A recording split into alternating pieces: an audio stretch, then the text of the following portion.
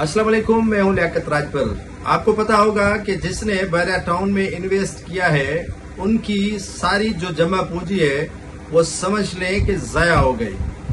ये एक मुतनाज़े जमीन है और मुतनाज़े प्रॉपर्टी है जो आज नेब मुतल्लिका इदारों ने वागुजार करवा दी है। अब ये लाखों की करोड़ों की इन्वेस्टमेंट नहीं है बल्कि इसमें अरबों रुपए लग गए हैं। अब जो आइंदा इस जमीन का एक टुकड़ा भी लेगा उसका जिम्मेदार वो खुद होगा। नेब और मुतल्लिका इदारों ने वार्निंग दे दी है। डिप्टी कमिश्नर भी मुतल्लिका इदारों समेत अवाम उन्नास को आगाह कर चुके हैं। अगर उसके बाद भी लोग बाज न आए तो समझ लें कि उनकी अपनी कोताही शामिल है। आज हुआ ये है कि डीजी नेब कराची के अहकामात पर बहरिया टाउन 2 की जमीन का कब्जा सरकारी तहवील में ले लिया गया है। सरकारी तहवील में लेने का मकसद ये है कि ये प्रॉपर्टी बहरिया टाउन 2 की नहीं है बल्कि सरकार की है। यहाँ पर महकमा जंगलात, डिप्टी कमिश्नर और दीगर मुतल्लिका इदारों ने बहरिया टाउन 2 में बड़ी कार्रवाई कर दी है।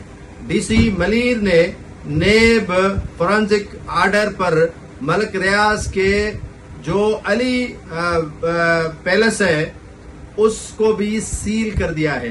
ये मामूली अपडेट नहीं है बल्कि वो चीजें मैं आपको नाज़रीन बताना चाहता हूं जो आज के दिन में हुई है।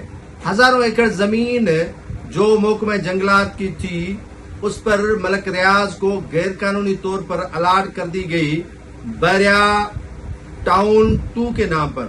बहरिया टाउन 2 तो न बन सकी, अलबत्ता आज उसकी जमीन को वागुजार भी करवाया गया और तहवील में भी ले लिया गया।